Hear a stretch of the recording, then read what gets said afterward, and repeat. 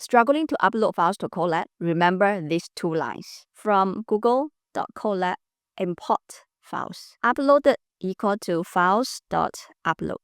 Run this code. It will ask you to choose the file to upload. Now let's check what is this uploaded. Type is a dictionary. Now let's look at its contents.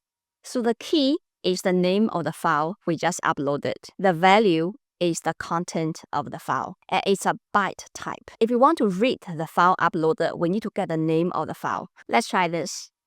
Uploaded.keys. This will give us the dictionary keys.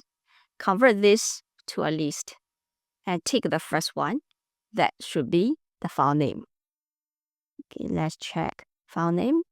It is correct. So now we can open this file. With open this file name in reading mode.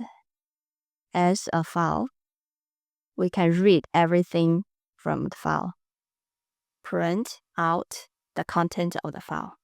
Ta-da! This is how we allow users to upload a file during runtime. Subscribe to this channel for more coding tutorials. Happy coding!